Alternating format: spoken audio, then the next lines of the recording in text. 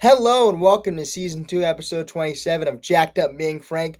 I'm your host, Jack Iwanowitz, here with my co-host, Frank Uranio. And I don't really need to say what we're going to talk about today. I think you guys can guess the hat, the shirt. It is New York basketball all the way through. Knicks versus Spurs. It's been 27 years. They have a chance with four more wins to break the drought 1973. And every single time I hear about that drought, I remember how it kind of tracks how old my dad is. That's how and that's just how I know the drought.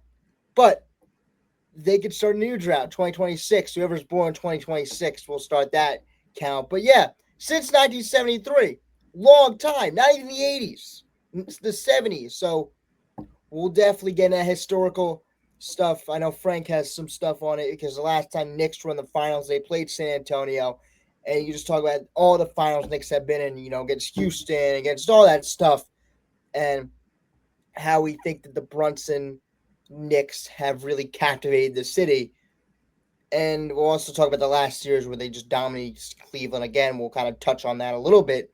But yeah, and how the Spurs kind of uh, got Game 7 against the defending champs. We'll definitely discuss about that on the road and how the defending champs went on the road. We'll touch on that a little bit. But when I get into it, how do we want to start this one? This is Well, Jack, I thought we were going to talk about NFL OTAs today. I thought that was going to be the topic. Isn't that really big? really big. OBJ back with the Giants. Myles Garrett to the Rams, which is huge. Huge for Los Angeles. But that's about it. Yeah. For NFL. That's actually a good point. You bring up a actual good talking like Well, NFL.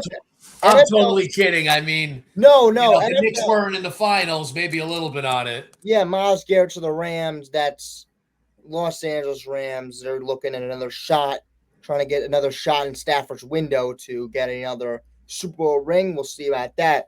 But yeah, this whole show is gonna be about Knicks versus Spurs, New York versus San Antonio. So yeah, Spurs versus Knicks. This is the first time in a long time. I want to start with this. The NBA Finals have been enjoyable.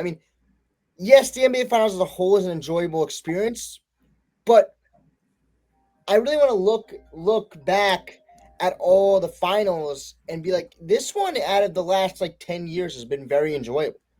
Like compared to the last 10 years, this one is like the money line is kind of equal. Knicks are maybe plus 180 something, but it's very equal down to the T.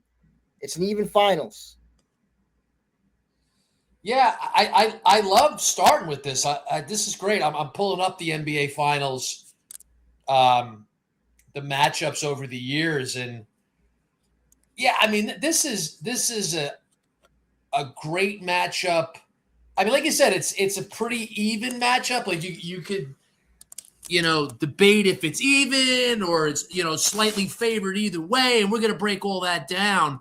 But it's just such an interesting matchup. Like it's something that if you're a sports fan is must watch television. Yeah. And there's been plenty of NBA finals that have not even been close to that. Well, So yeah. we'll spend the course of the show, breaking that down and going extensively into why it's such a fascinating matchup. But since you brought it up, just with, I guess, particularly recent NBA finals, Last season went to 7, but I didn't. It could have been more exciting if Halliburton didn't tear his Achilles early in that game 7. I think that could have been great. That could have. I think that that had potential. I think if you're comparing it historically, yeah, that was an okay matchup. yeah. The year before, Boston versus Dallas. Come on, that's a snooze fest to me. I know it's the Celtics, but the Celtics had one of the easiest roads ever to the championship, and I think the Mavericks had injuries coming in that series. Yeah, And Luka got exposed defensively. You saw Luka really because the Celtics also had a bunch of ball handlers that you can throw at Luka, and he really was lost. but I'm just going back, even Golden State, Cleveland, 4 years in a row. 2016 wound up being a classic, and I think that matchup, the first 2 times, was really exciting with that great Golden State team versus LeBron. I know you had Kyrie in there, but the last two matchups there of the 4 in a row, it was like whatever, So I'd say, yeah, I'd say like this yeah, is the best finals matchup since 2016 when the Cavs came back and won in 7 after being down 3-1. yeah. I mean, last finals I was really excited about. If we want to go really recent, was Golden State versus Boston. I think it was good. Curry getting his Finals MVP. That one was fun, and then Giannis and the Bucks winning 4 straight was cool. But in But Milwaukee and Phoenix, I mean that's yeah, I mean that I mean Milwaukee versus Phoenix as a whole. I mean, we'll get into the cities talk, but like I New mean York. the Lakers and the Heat, that was the COVID bubble, that was awful. Like I'm just looking Yeah. back, like what finals matchups Well, have evenly been matched. more interesting than this one. Again, Golden State, Cleveland, I think the first 2 times, like those were big time. Like I would put those ahead of this one because Yeah. those are big time matchups. But like San Antonio and Miami 2 years in a row, 13 and 14. Yeah, those were big time, no question about it. With Duncan and the Spurs winning a 5th championship in 2014 after losing to the Heat in devastating fashion in 2013 with that Ray Allen 3-pointer. You had Lakers, Celtics in 08 and 10. Like, that's always big time. But, like, again, I mean, this is a really fascinating matchup. I mean, again, for a sports fan, this should be a must-watch series. It's the death of the super teams, but they're a very fine line between, there's no super teams, but these are very, very great teams. They're not any super team that's ever played before, but this is great basketball still. I mean, the way the Knicks are clicking, that's no super team, but the way they're clicking, they're a very, very great team.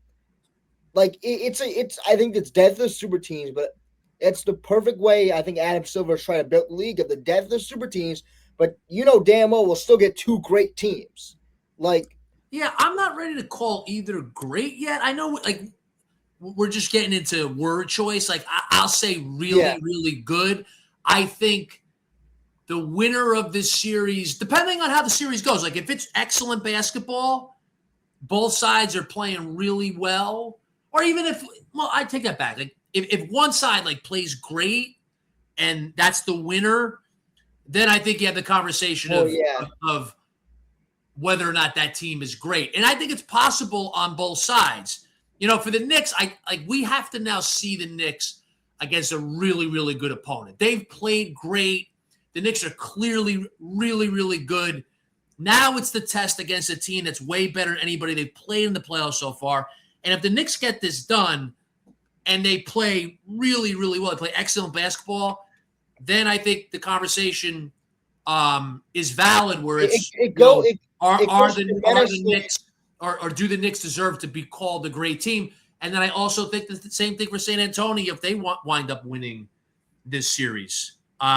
Look, if the Knicks win this series with the way they played up to this, I think they're one. I don't know, because they've been great playoff teams, but like playoff teams, like 2026 playoffs, if the Knicks pull this off, which I know we're saying if a lot, but if they do, this is one of the great playoff teams I have seen. But I think it moves, like there's a big trajectory between the Knicks are really a great team too. If they win this series, they are up there. Listen, I'm not a Knicks doubter at all before, and I guess you could call me that. Like I've always said, they're very good. I didn't think this run was coming. I didn't like the coaching change going back. I don't think you did either. But anyway, like that's all over with. Like that debate, that's done. They're clearly a really, really good team. They have played just out of this world basketball for the last 11 games. And it kind of doesn't even matter the opponents with how great they've played. Now is the ultimate test. You're in the NBA Finals. You're playing San Antonio. And another thing, I'll just throw this out there, like if the Knicks wind up winning the series, I don't know if anybody would say this, but if anybody would say, oh, well, the Knicks got a break because they didn't get Oklahoma City. They got an inexperienced Spurs team. The Spurs weren't ready for prime time. Like that wouldn't be an argument at all. The Spurs beat the defending champions I don't care. And I on the don't road care. in Game 7. Yeah. So again, like if the Knicks win this series, I think it's a really good chance that there will be a valid conversation of whether or not the Knicks are a great team. But I do think we have to see them now against a really, really good opponent. If they go and they play very poorly here, I don't think they're gonna. But if they do and like they lose this series in 5 and they get waxed, well, then I think that that does damage to what they accomplished the first 3 rounds. Because then I think the legitimate argument would be, well, you know what? Now they played a really, really good team. They played very poorly, losing 5. They were just doing that against much less competition. And I was like, there's different factors. But like San Antonio, like if they go and get beat handily in this series, like there's going to be questions about them. So like there's again, like this matchup, there's so many things to discuss and debate. And then after the series, there's going to be so many things to discuss and debate. That's what makes it a fascinating, interesting matchup. Yeah. It does. It makes it very fascinating. And these are just two very good teams that are, well, we talk about there's 2 different roads I would speak about between the Spurs and Knicks. Of course, the Knicks have just blown through everybody with their offense and they've just dominated. They haven't, like, I think that the fraudulent teams beat the bad teams, but they don't beat the bad teams like the Knicks have. Like when you think about teams that they haven't played great teams, they squeak out wins. Yeah, like let's say hypothetically the Knicks, let's say they beat the Hawks in 6, but they didn't blitz them the last 3 games. They beat them in 6, okay. Then they play the Sixers. They beat them in 5 or 6, but it's a fairly competitive series. And then say the Cavs, that series goes 5 or 6. Fairly competitive series. Let's say that happens. Well, I'd be talking a lot differently, and I think most people would, where it'd be, hey, like, they've had an easy road. They haven't been dominant. The jury's out on this Knicks team because they had an easy road with the opponents, and they were in competitive series. That was not the case. They absolutely blitzed those 3 opponents after being down 2-1 Atlanta. Like they just absolutely dominated.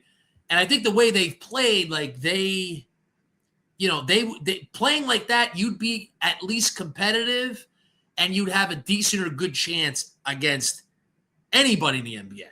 You'd be going toe to toe with San Antonio, with Oklahoma City. I mean, I don't even know who else you're thinking, but like those top 2 teams, like if the Knicks play like that in this series, I mean, they're going to win the series. Yeah.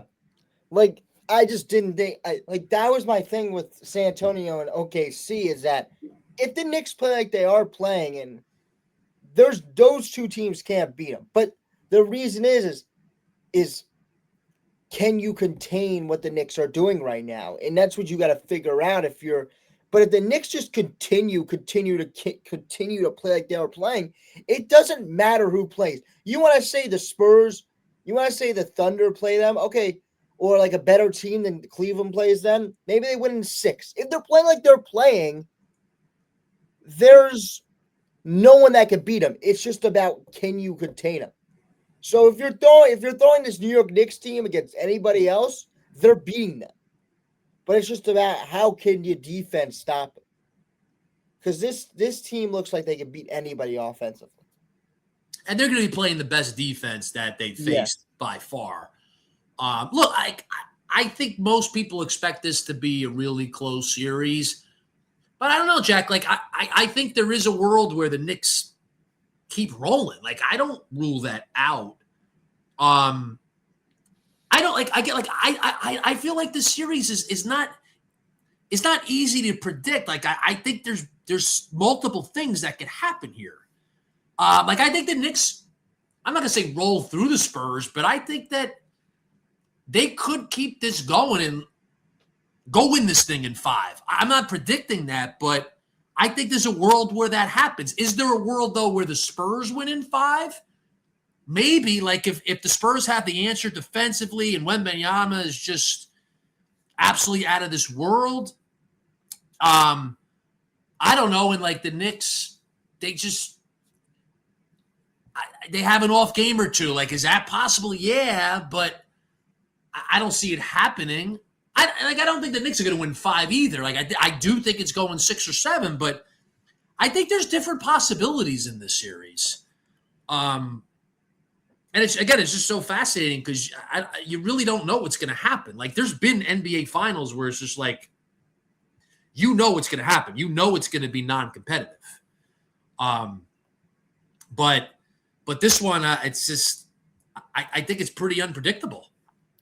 Yeah, they could go either way. I mean, you could see the Spurs just, their talent, they have the better talent in Wembanyama, and they could just take over. And the Knicks could not really. I mean, Mitchell Robinson could come in and do some stuff, but the Knicks really don't have the Wembanyama stopper. I mean, no one really can figure out a way to stop him, and that could be the point. That Wembanyama just, outdoes the Knicks, and Brunson can't do enough for New York, but. And the Spurs like winning 5, and you get Brunson and Knicks 1. But there could be another whole side of the spectrum where the Knicks just continue to play like they're playing, and the Spurs, honestly, they're a great defensive team. But if the Knicks continue to play the way they're playing, you have to have like awesome on-ball defenders. And I mean, Stephon Castle's awesome, but you don't have the on-ball defenders the Thunder have. And yes, you play defense as a team and you funnel stuff to the rim with your 7'6" demigod, but they really can't stop the Knicks if it comes running guys off screens for threes. I mean, yes, Wembanyama's down there, but not a lot you could do if the Knicks are going to just nail threes over you. And the Knicks could just rain threes on them, and they continue to play team defense like they are, and the role players for San Antonio can have their little like cold streak, and the Knicks can win in 5 or 6. And I think there's a way both can happen. I mean, I obviously don't want the first thing to happen, but I could definitely see it. Yeah, again, I think all those things can happen. That's why it's going to be really interesting to watch. Like, this is a very unpredictable series. Like Brunson has had a fantastic time against San Antonio because there's something to have a rim protector, but that's only if you have a bunch of slashers, and the Knicks don't. And I think that's the biggest. The Knicks are veteran heavy, will take a mid-range. Instead, like Mikal Bridges, mid-range shooter. Jalen Brunson, I mean, he could finish around the rim, and he probably wants to. Layups are easier than anything else, but he'll take a pull-up 3. He'll take a pull-up jumper. OG Anunoby will take a pull-up jumper. Yes, he would love the drive, but he'll take a pull-up 3. Deuce McBride, a 3-point shooter. Josh Hart, I mean, who really knows what he wants to do, but he's more of a transition finisher, and who knows if Wembanyama will be back in transition. So the Knicks are a perfect team to defeat the Spurs because they don't have all these, drivers. Like the Thunder had some guys that want to just take the ball to the rim, and yes, they have shooters, but that's why Wemby was able to impact the game a lot. And it's not bad to be a slasher, but it hurts you. When you're playing a player like Wembanyama, it's going to send you back. And I think I remember it a lot of the times, and I think I'm speaking a lot farther.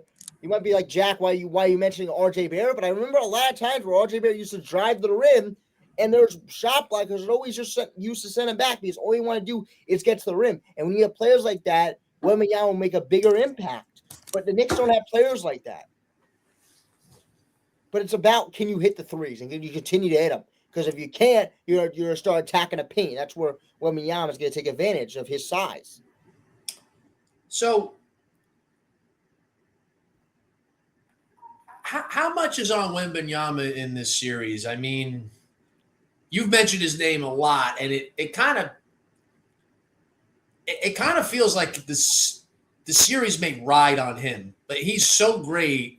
Well, you know what Brunson's going to give you. He could carry the Spurs to the championship, but that's a lot on him. How old is he? exactly? 22, I would think. I mean, that's a ton on a 22-year-old. I mean, he's out of this world. He's a freak. Um, Well, because you know what Brunson's gonna do. He's a veteran. You know he's gonna give you, especially the highest stage. You want to be like Jack. He's never made it there in the NBA, but he's made it there in national championship. He's the Eastern Conference Finals. I think that he'll bring. You know what you're gonna get for the Knicks. That's it. It's just will the Spurs do more? Like you know what you're gonna get from Jalen Brunson, but the Spurs ceiling is higher than the Knicks ceiling that they can get up to. Like Wembanyama's ceiling is obviously higher than what Brunson can do, offensively and defensively. But you know what yeah, Brunson will give well, you. that's a good way to put it. The Spurs' ceiling is higher, but do the Knicks have a higher floor than the Spurs? Well, yeah, because you know what you're going to get from Brunson. McElbridge is a pretty consistent veteran. Well, I mean, consistent is kind of crazy because he scored 0 points, but what he's playing right now, consistently hitting mid-range shots. You OG Anunoby, he'll come out there every day and play defense at a high level and shoot threes. Deuce McBride come off the bench, shoot threes. Mitchell Robinson will come off the bench and get some like the Knicks, and you know what to expect out of all these players. With the Spurs, that's what makes them great. Is you don't know what to expect out of them. Sometimes that's what makes them great. You don't know what you're going to get from Stephon Castle. But Well, a huge difference for the Knicks this year is their depth and utilizing their depth. Very different than when Thibodeau was the coach. And another big factor in this series is the experience. I mean, the Knicks are the much more experienced team. well, yes, I mean you would think. And I could see the Spurs falling flat on their face because they're inexperienced. I mean, this is the NBA Finals. I know they just beat the defending champions in 7 games, went on the road. I mean, that's an incredible victory. But this is now the NBA Finals, and you're playing a very experienced Knicks team that has built to this point. I mean, the Knicks have been in the playoffs 4 years in a row. It's 5 out of 6. You really look at these last 4 years. I mean, second round exit to Miami 3 years ago, second round exit to Indiana. If the Knicks stayed healthy, they would have beat Indiana 2 years ago, but they didn't. Brunson was out. Last year, the huge victory over Boston, but then the disappointment in the Eastern Conference Finals. But getting to the ECF for the first time in 25 years, that was a big hurdle. Well, now you get to the NBA Finals. So the Knicks have been building, and I know that Knicks had the big Cat trade. This Cat's second year there. But the Knicks as a team have been building to this. There are a core group of guys there. They are the more experienced team. They are the more veteran team. That's a big factor this year. It's like I'm not saying the Spurs will fall flat on their face, but I think there's a possibility that happens. Also, very young coach. Well, the Knicks have lost, and that's the biggest thing. The Knicks have lost, and the Spurs haven't. This could break that kind of.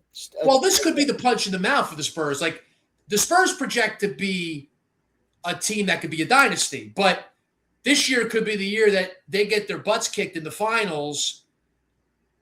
And then they got to persevere, and then they go on to multiple championships afterwards, which from a Knicks perspective, you hope that's what this is. So, even the Spurs lose the series, I mean, they could still be a multi-time champion, right? Because they should have this big window. But just in the here and now, I think that experience factor is a big factor. And I was just saying that also for the coaching. I mean, you got Mike Brown, very experienced coach. He's proven himself here. He's got to get over this last hurdle. But hey, I'm backing off. The Knicks did the right thing by bringing him in. I was wrong. A lot of people were wrong. They did the right thing. He was the right coach for this team. Thibodeau, it pulls on your heartstrings if you're a longtime Knicks fan, because you love Thibodeau. But this was clearly the right move. So credit to the Knicks. I guess you even got to give credit to that buffoon Dolan for stepping in there. Certainly credit to Leon Rose for what he's done. But that experience factor, coaching and roster, that's a big thing in this series. Yes, it is. And the coaching, I think the Knicks, what they've been able to do offensively is a proactive coaching. Not like what the Spurs have done offensively isn't. But you know what I mean? What the Knicks have done, and they switched their offensive philosophy, is just we're going to have Karl Towns at the top of the key, and I've kept saying this, so we're just going to run players off of it. It's a lot for the Spurs to handle. And I think the biggest thing is I don't even know the guy's name. I could see this young coach in over his head in these finals. Because, again, the NBA finals are different. I know they beat OKC, in but mass this is the against New finals. York. You're going up against experienced team, experienced coach. Like I could see this coach, having a bad series, and he may Well, go on to have great series after this and win multiple championships. No question about it, that could happen. But in this series, like I could see this being too big for him right now. Or I could see, him not being able to keep up with Mike Brown and make the adjustments and that experience factor. Mike Brown, he's coached in the NBA Finals before. He's coached in a lot of playoffs. So I can't drive home that point enough about how big experience is. well, it's different because you're playing against New York. You could get away with it if you're playing against, I mean, still it's the NBA Finals, but this is against New York and Madison. Not like every game is, but you're playing against New York. When there's New York across the other team's chest, it means more, and it even means more in the NBA Finals. It's going to be very hard for I Knicks. don't think the Spurs will be. I know what you're saying about New York. I don't think the Garden will have an intimidation factor. Because the Garden could go either way. Like, I think the Garden could intimidate you, but I also think road players could For thrive. Cleveland, intimidated. We've seen that because it's the biggest stage in the world for so many things, not even just basketball in the NBA. But it's the biggest stage, so that could go either way. I'm not exactly sure how that's going to go for the Spurs. But yeah. But I don't look at it like, like the Spurs can't win in the Garden. Like the Knicks have lost playoff games in the Garden before in this stretch. Well, to young players too. This run that they've had. Well, yeah. Like I think that the Garden's a home court advantage for the Knicks. But again, like it could work both ways for the opponent.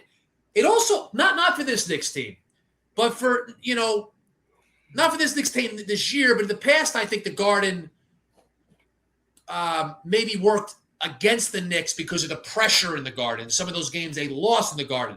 But I think the good news for this Knicks team is that's not a factor anymore. They lost one game in the Garden this postseason against the Hawks. But now I think the Garden is an advantage for this team. It's a clear advantage. But it'll be interesting to see the Garden factor for San Antonio. And I think, the Garden really is good for those superstars. And Victor Wembanyama, I mean, I don't know if he's going to be a superstar. So I'm just going to say superstar because he's going to be one. So I don't really want to wait. He's not going to be intimidated by the Garden. Yeah. No way.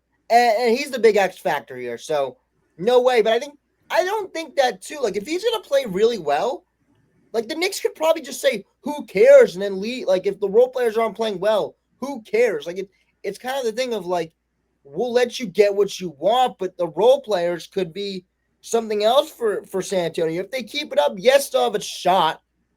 Like they'll have a very good chance if Fox, I mean, you're really relying on Fox to do a lot.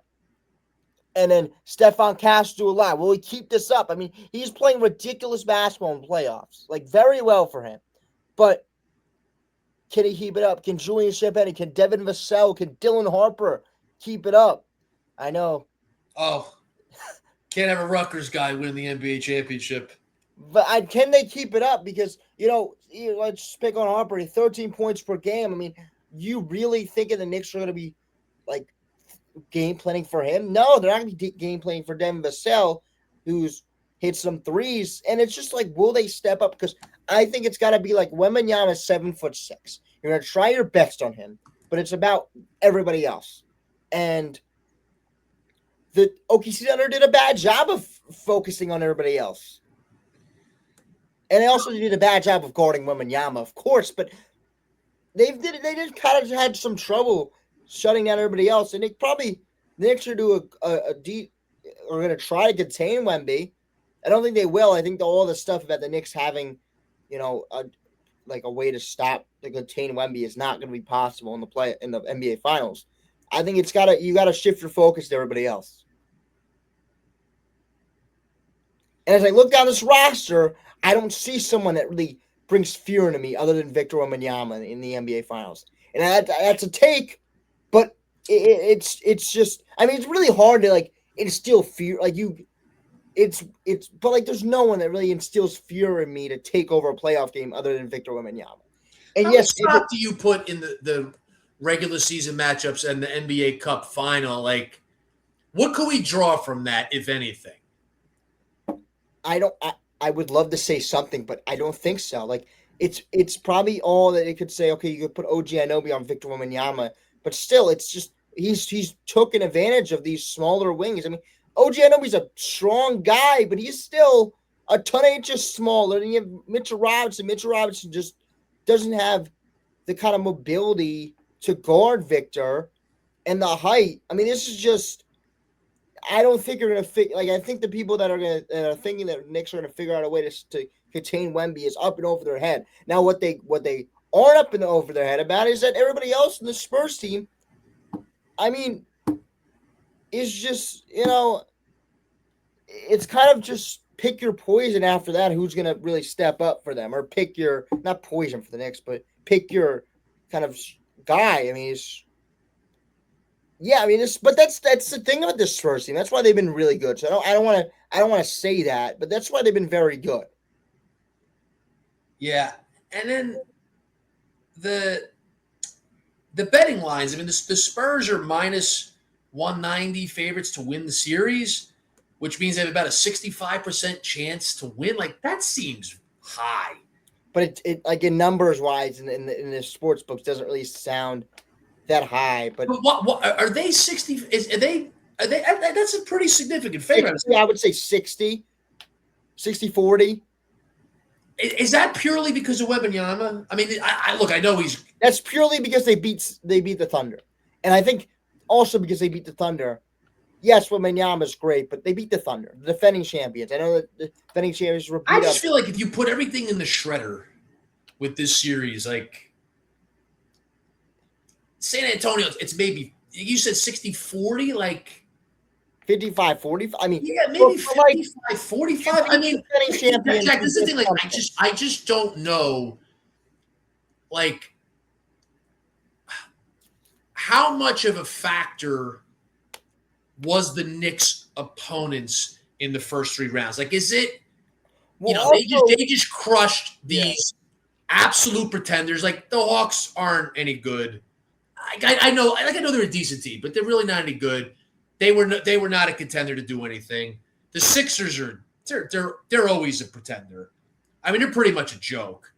And the Cavs are a pretender. So like, I think it's fair to say the road was easy, but they played so great that it's like I don't know how much of a factor the opponents were. Well, it could be that they're just that bad. But is it possible, like now, the Knicks playing the Spurs, NBA Finals, the Spurs took out OKC in 7, won Game 7 on the road. Is it just like, all right, now the Knicks are going to face a team that's just way, way better than anybody they faced, and like they're going to meet their match, and the Spurs are just clearly better, and the experience thing's really not going to matter much because the Spurs are just the better team. Home court advantage, you could, I guess, factor in a little bit. Like the Spurs are just better; they're going to win. Like, is that the reality? Like that's what the betting line is saying. So I don't know if I'm missing the boat on there because I don't feel that way, and you don't feel that way either. I mean, I guess maybe it's home court advantage. Like if you're gonna pick a favorite here, you go with home court advantage. Not saying I would, but like that's what. Like, well, how much is the San Antonio Arena going to be a home court advantage for them? Like well, if the Knicks keep shooting out their shooting, it doesn't matter where they could play. They could play at Rucker Park. They could play at in the middle of a river. It doesn't matter if the Knicks are going to continue to shoot how they are shooting, and they have the more experience. It really doesn't matter. Like, yeah, I don't know how many Knicks fans are going to be in San Antonio, but I'm sure there's going to be. San Antonio's going to get their crowd. I mean, like, there's a lot of Knicks fans that I think want to travel to San Antonio because it's cheaper. If the Knicks have a closeout game in San Antonio, that's going to be that. Then that's a different situation. It'll be interesting to see how many Knicks fans are there. I mean, it's not going to be like in Philadelphia or Atlanta or Cleveland, but I bet you there's a decent amount of Knicks fans in San Antonio. Well, also, if this is a grind out series, I think New York wins it. obviously. So the Knicks can outshoot the Spurs and they can win tougher. That's just my take on that, like the big picture. Knicks could outshoot them the way they're shooting right now, and if they aren't, they could beat them in a toughness battle. Now you could say, okay, they're tougher. They went 7 with OKC, but the Knicks are just tougher and they're inexperienced and they're experienced. And I mean, OKC, you know, well, I was going to say they're the best team, but they just lost to the Spurs. But like they were viewed as the best team all year. Yeah. And rightfully so. But are they tough? Like they have the reputation with their flopping. Like they kind of have a reputation of being kind of a softer team. Well, like I mean, it's tough to go. It wears you down as a Spurs if you go 7 with a team like that. But I mean, the Knicks are a tougher basketball team than the Thunder are. Well, yeah, I think so. But like, the Thunder aren't known for toughness. If you go 7 with a team that great or that good, it's gonna be a lot of toughness you had to get through. But yeah, the Spurs were tougher in that series. I don't think they are in this series. Like if it gets down to a grind out yes, I think the people are just thinking that the Spurs have more talent and they got talent than the Knicks. But I mean, has that really ever happened? Like I feel like it really ever. Well, you could out talent teams, and that's happened plenty in the NBA throughout its history. I mean, the NBA has been dominated by superstars and super teams and dynasties, but the question is, what is the talent disparity? Like that happens when it's a significant talent disparity, but there's not a significant talent disparity here. No, the best players on the Spurs, but the Knicks have more depth. The Knicks have, again, more experience. Well, Knicks have 2 superstars. I mean, 2 stars. Sorry, 2 all-stars. So pound for pound, the Knicks have a better roster. Is that fair to say? Yeah. I do think pound for pound they have a better roster. It all comes down to Wembanyama. What is he going to do? How is he going to impact the game offensively and defensively? Because the best player on the Knicks, Jalen Brunson, he doesn't impact the game defensively like the best player on the Spurs does. So it's going to be something where how much can Wemby impact the game defensively and offensively? So would you say that the defensive edge goes to San Antonio? Yes. And then the offensive edge goes to the Knicks. Yeah, but I don't think... Again, Wembanyama is the best player, but the Knicks collectively have a better offense.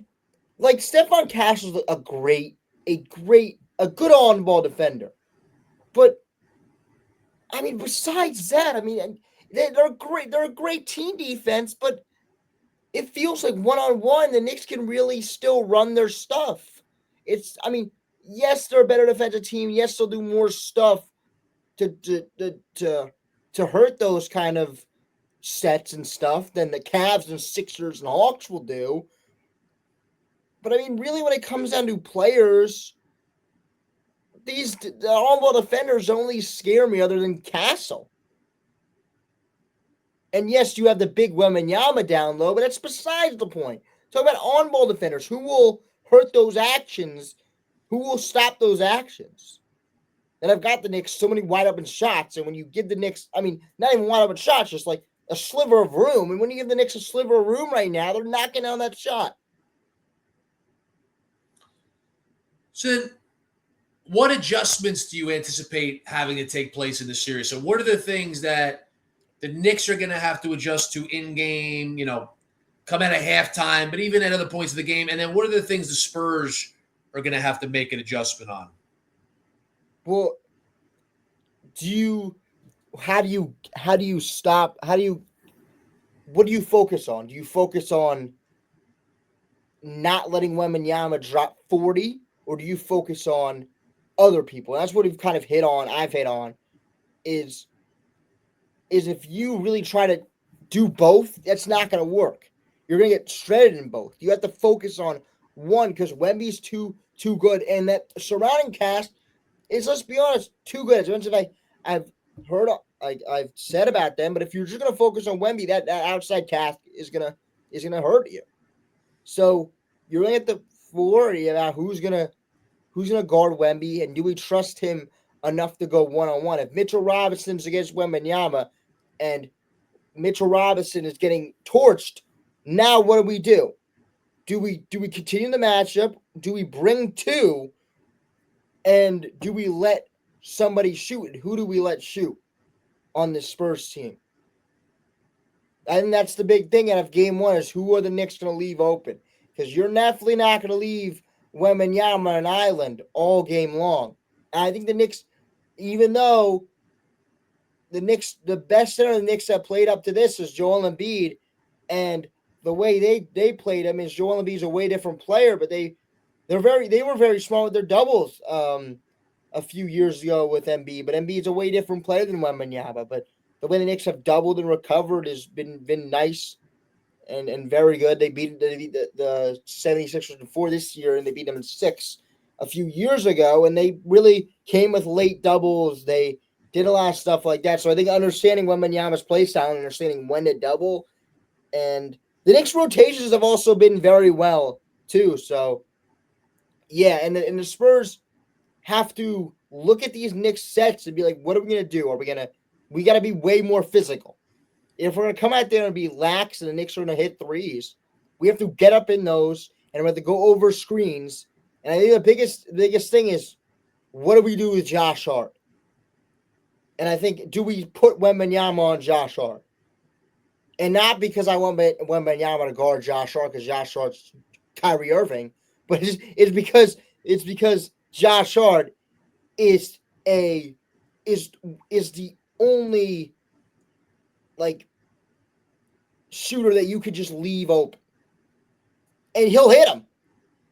But it's the only one. You got to pick your poison over the New York starting five because it's so good. Shout out Leon Rose, but you're gonna put Wemby on him, and you're gonna sag Wemby in the paint so he'll take off drives. So it's a thing about that of, do we put him on Josh Hart? Will Josh Hart start hitting threes? And that's what Kenny Atkinson, Nick Nurse, and Quinn Snyder have really had to think about is, if Josh Hart just step into threes, you won't have a problem here. So that's it. I mean, in the Josh Hart's big for the Spurs too. If he's going to start making threes, it's going to be a lot of one-on-one basketball for New York, and they'll take. And then you put Wemby back on Cat where he's playing one-on-one. It's a lot of, and also I was really looking back at what stretch bigs the Spurs have played in this playoffs, and they played Chet last season, who's a stretch big. Chet Holmgren stinks. He stinks. But then the series before, they played Rudy Gobert not Rudy Gobert in the Timberwolves, but you know what I mean. Rudy Gobert's a big, and with the Timberwolves, you played them. Now stretch big. You played Portland Trailblazers, probably a Klingon, Williams, kind of those centers, but you didn't really play a stretch big yet, especially like Karl-Anthony Towns that can also take advantage of you if you come out too far on him or go past you. They didn't play the center like Karl-Anthony Towns. So that's a big adjustment for them too. Definitely, 100%. Karl-Anthony Towns, big adjustment. They haven't really played a center like him. So as I listen to you break it down, and you break it down as well as anyone. This series, again, we were talking about how fascinating it is, how much there's there, the storylines, but then also breaking down the actual matchup and breaking down all these factors you just talked about. Like, I don't think that every matchup is nearly like this, where there's so many different factors when you're breaking down the actual basketball. So I think that's another element, is like there's so much with the actual basketball on the court and how the team's going to approach it, the adjustments they're going to make. Like there's so much there. And then as each game unfolds, there's going to be so much to talk about with these games. So again, Jack, like this matchup, like there's so much there, and it's going to be really exciting and very interesting to see how this entire series unfolds. So then why don't we do this? Why don't we give our predictions? Let's do it going game by game. So give the game. I know it's tough to do, but I think it makes it a little more interesting. Game by game results, and then obviously your final result, your final prediction for the NBA Finals. And then why don't we shift gears and talk about the historical impact of it for the Knicks franchise, for New York, and then just all those implications, like what this means to New York City, which this means to the New York metro area, the Knicks fan base, New York sports. Like there's a lot there with the history, and there's a lot, in terms of the impact of the Knicks and just how huge the Knicks are. So I'll hold off on my comments for that. I do have a lot to say on it. I want to hear your take on it as well. But why don't we give our predictions first? You want to go first game by game because mine's a little wacky. Okay. I'll go first. So look, game by game's tough. I mean, the Knicks with the long layoff. I don't know how it's going to go. Like you're rested, yes, but you could be rusty. Well, also the Spurs are rested. They had 4 days too. So I mean, 3 days off. Yeah, but I don't think they're rusty like the Knicks. I think they're a good mix. Like giving them 4 days is perfect for the Spurs. Yeah, I kind of think the off days favor the Spurs in game one because they did have rest. It's not like they had 1 day rest and to start the finals. So they had 3 days rest. That's a good amount of rest. It's like you get to rest up at the same time you're not off for too long where you're getting rusty. For the Knicks, you get great rest, which I think in the long run of the series will help the Knicks. I would say in game one, that's going to hurt the Knicks. So I'll go Spurs win game one. I'll go Knicks win game two. I'll go Knicks win game three in an absolutely insane, unbelievable Madison Square Garden on Monday. I mean, it gives me chills talking about it. I wish I could be there.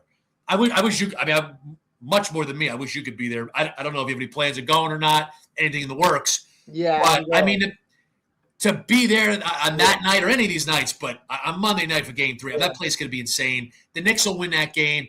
I think the Spurs will get one in Game 4. I mean, they're too good. Wemby's too good. They'll get Game 4. What I think is going to happen, the Knicks are going to go in San Antonio. They're going to get a game there with, everything they've done this postseason, everything the Knicks have built, everything they've done these last, let's say, 4 years. The culmination of that's going to be winning the championship, but it's going to be that Game 5 in San Antonio. I just see the Knicks' experience, their toughness, their depth. I mean, everything you talked about this whole season with this team, and then particularly with the playoffs, they're going to get that win in Game 5 in San Antonio, and then the Knicks are going to come home in an absolutely unbelievable Madison Square Garden. Probably the loudest the Garden's even has ever been. It could be even louder than 94. The Knicks and the Rangers that year, but that Game 7, 94 with the Rangers versus the Canucks, Jack, that place going to explode. Yeah, that place in 94 for Rangers Canucks Game 7 was just absolutely insane. There's stuff online. You go back, it gives you chills. But I think Game 6 in the Garden, if the Knicks are up 3-2, like that's probably going to be the loudest and the craziest the Garden's ever been. And the Knicks are not losing in that situation. So I got the Knicks winning the NBA championship, their first title in 53 years, in 6 games, in the third championship in the history of the franchise. And I think we're going to get to talk about the history that's made and then where it ranks in terms of championships for New York teams. Like, there's a lot to go through that. So hopefully this happens, because then that's going to be a great conversation. Where the 2026 Knicks rank in terms of New York championship teams? You can even go like championship teams all time. Like the Knicks, if they get this thing, not only is it a big deal in New York, it'll be just a huge deal overall in sports. Yeah. Well, mine's a little wacky. With me feeling that this is all about feel. I did a lot about breaking down, but this is a lot about feel. I think the Knicks win Game 1, and I think they take both games in San Antonio. It's a feeling, but I had they did it in Boston last year. Yeah, I have this feeling they'll take 2 games, they win 1. I think maybe they come out in Game 1 and grind a win out. In Game 2, they shoot their way out of that win. And then I think in Game 3, with the Madison Square Garden going crazy, I think it goes against them, and I think they have a kind of clunker of a game and the Spurs are too good. I mean, not even a clunker. They could just not be playing normal basketball, and the Spurs will be taking advantage of that. So I think it's 2-1. Then you go for game 4, and the Knicks are just, it's 2-1. Knicks need to take one at home. They do. 3-1. You go back to San Antonio. This is the Spurs playing for their life, and I think they get this win. Wembanyama has a ridiculous performance. And then you go back to the Garden. The Garden explodes. They don't lose in that environment. 3-2 in Madison Square Garden. They take it and they win 4-2. I don't think that's crazy. I mean, it could happen. Look, I think the odds of the Knicks winning 2 in San Antonio are slim, but hey, it's possible. And look, crazy things have happened. Who would have thought the Knicks would have won the first 2 games in Boston last year? I mean, I think there's a better chance of the Knicks doing it in this series, much better than the chance they had to do it in Boston. They wound up doing it with those great comebacks. But hey, like, it's a series I think is very tough to predict. Yeah. So we both agree with the Knicks in 6, different path. And I can't say I feel overly confident about the Knicks winning, but I think they're going to get it done, Jack. I like the experience, the depth, the way they've played, the way it's all come together. Look, the Spurs have the best player in the series, but I think the Knicks have the better team. And I think there's something to be said to how they've built to this point. And these guys are tough as nails. And I think for the Spurs, they got a good chance to go on and win multiple championships and be a dynasty. It's a possibility, but I think this NBA Finals is going to be one that the Spurs are going to have to learn from and be able to persevere. Like I don't think they're getting it done against this Knicks team with everything the Knicks are. Really everything that they've become. And again, the betting lines say otherwise. The Spurs are fairly significant favorites. But look, it's not like they're minus 250 or minus 300. They're minus 190. But again, it's going to be absolutely fascinating. And then Game 3 at the Garden, like I can't wait to watch that and listen to that. I mean, that's just going to be incredible. The Knicks experience, the Rangers too, if you're a Rangers fan, like it's the Garden, man. I mean, it's just nothing like it. Again, I'd love to be there. I'd love for you to be there. Like, I'd love for everybody to be there that loves the Knicks. Even if I'm not a diehard like I used to be. I was as a kid like you, but I certainly love the Knicks. Or anybody love the Knicks? Like, it'd just be an incredible experience to be in that building. But obviously, there's only 20,000 seats, and the prices are absolutely ridiculous. But even to watch it on TV and to see it, to hear it, I mean, that's going to be really special. And it's a long time coming. 27 years. I was in 8th grade. I was younger than you are. I mean, 3 years younger than you are now. And it was against the Spurs. You go back to that time in the 90s with the Knicks, and they were really good. Didn't get the championship, went to 2 finals, man. Like, the whole history of the franchise. And it would be really special if they get to put up an NBA championship banner. And we both think they're going to do it. So hopefully they get it done in these next couple weeks. Yeah. Hopefully they get it done. It's huge historical implications, huge implications of the NBA in general right now, of how they're playing. The Knicks versus Spurs, two good basketball teams, very good basketball teams playing against each other. Knicks on a high.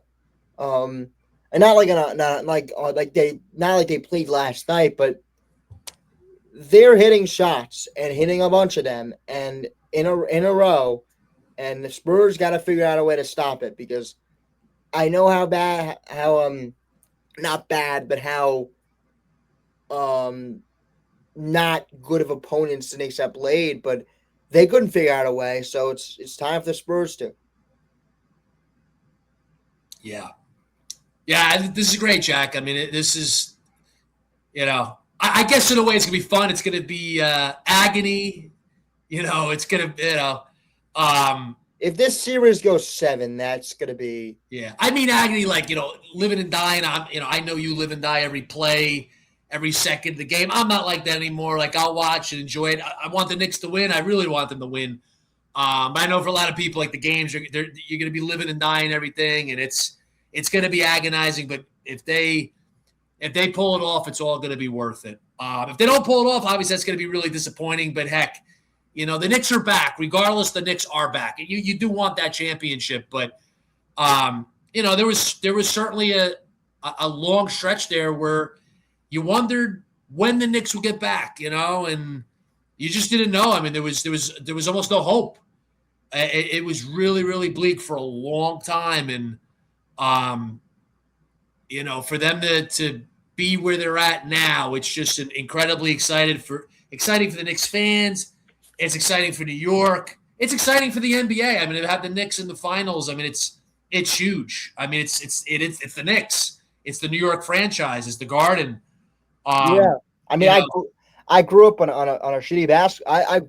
Excuse my language. I grew up on a shitty basketball team. Like that's the team I fell in love with. Was a bad basketball team. Not like so what I want, but it's the team that I grew up. I mean, what are you, 17 years old now? Yeah. So you started watching at what age? Like 6.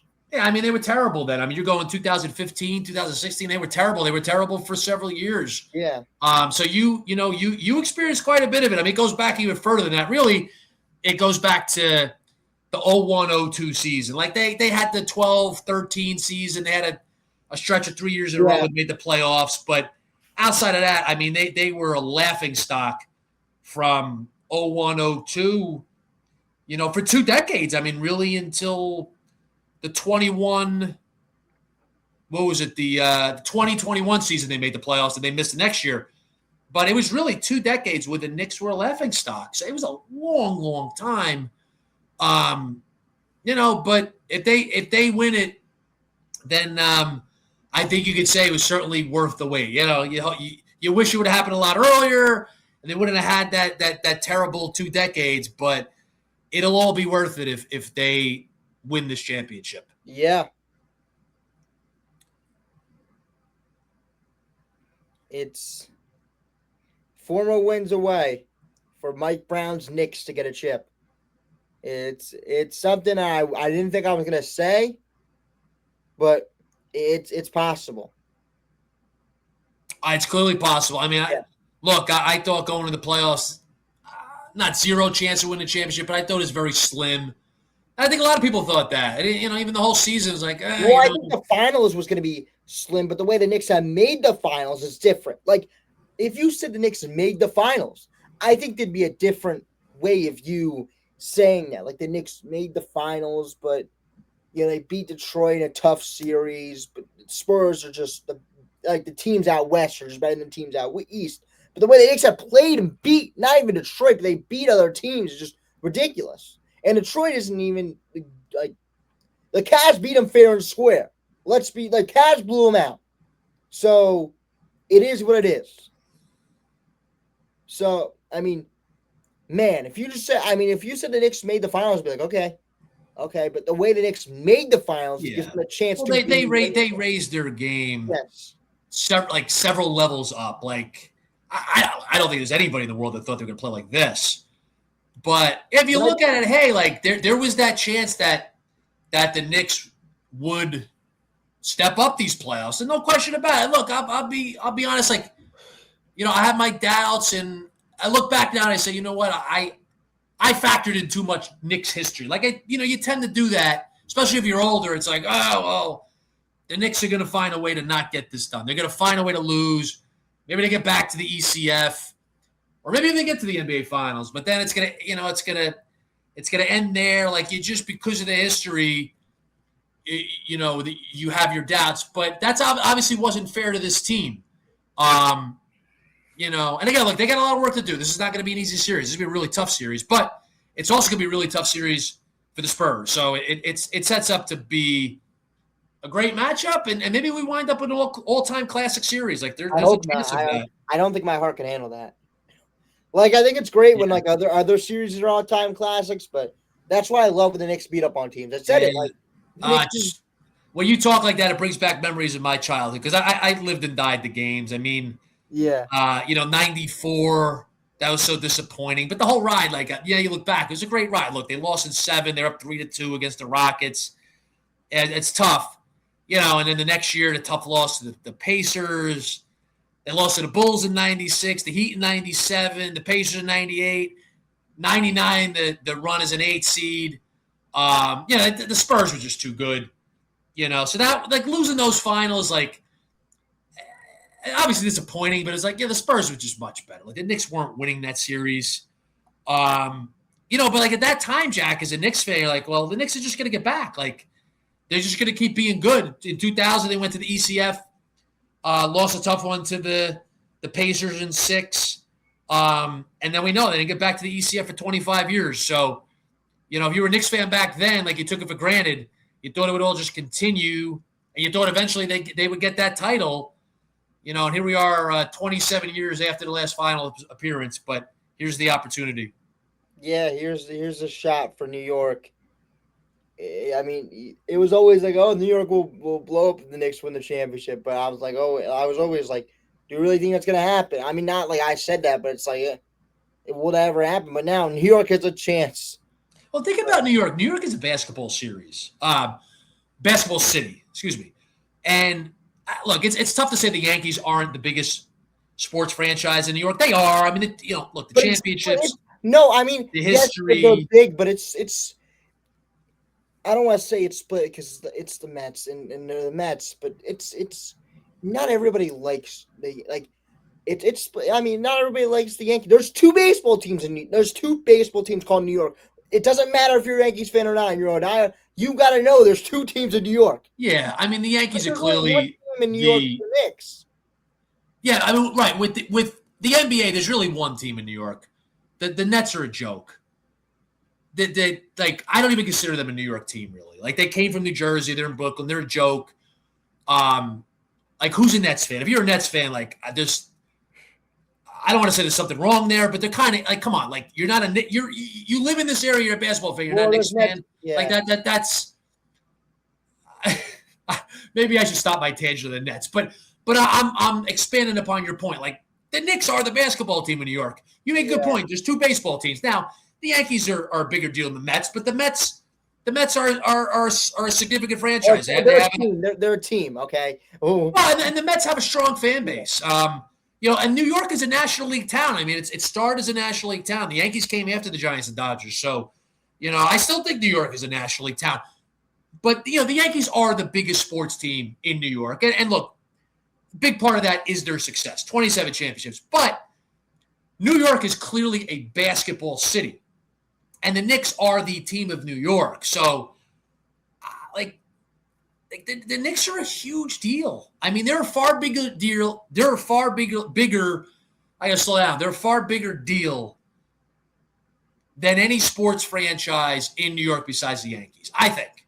Especially when they're good, they're in the finals, or compete for a championship. Like, even the New York Giants, they're a huge deal. Look, I know the NFL's king is the biggest league, biggest sport in America now by far. But in New York City, New York is a basketball city, and I don't think any other franchise in New York comes close to the Knicks when the Knicks are good. Well, and when the Knicks are competing for a championship. The buildup is big too, and I'm not saying it because like the buildup, like there's like if the Yankees win again, okay, the Yankees haven't won in a long time for them, but like when they kept winning, they just kept winning. But for New York, they've been down in the doldrums for a long time, where New York was just waiting anxiously for a win, and it's just time to erupt. Not saying that New York's a basketball town, but also how they've lost for how many, a lot of years. They're just ready to erupt. Like New York is ready to erupt for this team.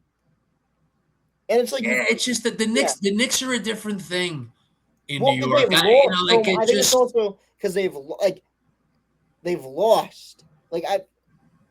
Every championship means a lot, but you know how many times the Knicks have lost for a long time.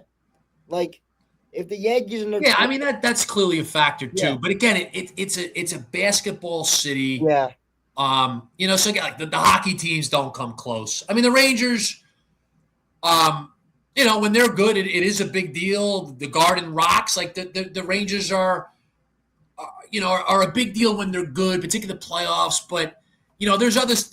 There's other places that are bigger hockey towns. Like Boston's huge. That's a huge hockey town. Like Minnesota's a big hockey state. Obviously, like hockey's Canada's sport.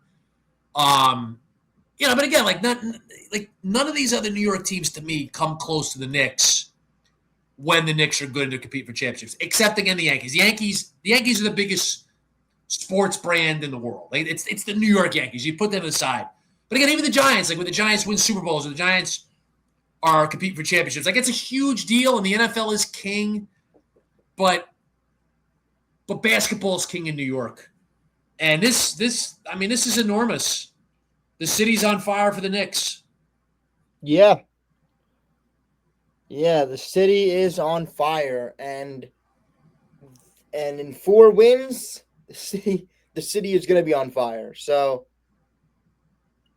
New York, they wait a long time. Leon Rose has fielded the team, not just a team, a machine right now, and it's just he's got to sit back and 4 more wins. He's probably one of the best executives ever, and Mike Brown goes as a legendary New York coach. It's just 4 wins for that to happen. Well, every single member of the Knicks team, the uniform personnel, the coach, Leon Rose, like they all become legends if they win the championship. James Dolan doesn't; he's still a buffoon. Yeah. Nothing will change with him. Like people will still despise him. Towns gets his championship. I mean, Towns is, I think, 4 times in the Eastern Conference / Western Conference Finals. He gets his championship. They win. They all become legends. And some guys more than others, like clearly Brunson and Towns. OG, yeah. Yeah, but they all become legends, and they all go down in Knicks lore and the lore of New York City and New York sports. Like, if the Knicks win the championship this year, it'll go down as one of the biggest stories in the history of New York sports. I mean, and then that'll be fun to rank those stories. And be ranking championship teams. Like, what's the most significant championship team in the history of New York? And this team would be up there. So I hope we get to have that conversation. Yeah. I hope we get to have that conversation. And Knicks are 3 down and 1 to go. So 1 more round. So all that talk about Jalen Brunson being too small is over. And that's one of my favorite parts of this too. It just, if you want to talk for a little bit, like a tiny bit more, it's Jalen Brunson being too small. I want it to end, and I want it to end now, like as soon as possible. And he's a superstar. Like the debate over whether he's a superstar or not. Like he is a superstar. Yeah, like he's too small to do it. I don't want it. I want that to be over. He's too small to win a championship. It's done. I want it to be done as soon as possible. If you build a team around a guy that's small, yes, it obviously it's gonna put you at a disadvantage because the guy's not really a good defender. But if you build the team around somebody like that, that's as good as that offensively, and that gives that much effort defensively, and that gives that much effort in general, you have a great shot at winning a chip. So I want everybody, all these haters that have hated on the Knicks and have hated on Brunson being that, number 1 guy and that he can't win a chip being the number 1 guy. I'm excited for that too. Well, he clearly can. I mean, is he gonna? We'll find out in the next couple of weeks. But he clearly can. Barring the Knicks, putting up a clunker in these finals, well, then there'll be rightful questions. But I don't see that happening, Jack. I know you don't see it either. If they lost a really competitive series, yeah, it's going to be crushing and disappointing. But that doesn't mean that Brunson can't win a championship as a number 1. He'll get more opportunities. But another thing is, like, get it done this year. Like, there's no guarantees. You think, Yeah. well, we get back, and I don't think anybody's talking like that right now. People just focused on this Well, series I was talking about and even in the the Eastern Conference championship. Finals. If the Knicks were going to lose there, I mean, the Eastern Conference is kind of Knicks next year. They are in the mix again for it. I mean, they're not going to get out Well, of you it. just never know from year to year. Yeah, We got to see the but you never know. And offseason. if you have a What do shot, these teams look like next year? So again, there's just no guarantee. Like, it looks really good for the Knicks going forward that they could compete for a championship yeah, for a that's why I while. was rightfully But mad hey, at you yeah, want to get it done when you have an opportunity. yeah, that's why I was rightfully mad last year, and be like, oh, Jag, it's just a step up year. Even like the year, I've been mad every year the Knicks have lost the playoffs because I just Honestly, though, don't I don't know. think they were ready to win a championship last year. I think if they get to the finals, they don't win it last year. This year needed to happen. Yeah, but you can't say that in the moment though. You gotta just take whatever. That's That's what I'm true. That mad. is true. Look, hindsight is 2020, but using hindsight, like that team last year, Yeah, I don't think they win. I don't think they win the championship. They had to have this year the coaching change, well, I don't think they which do a again whole I season. admit I was totally wrong about, and just what they've built this season.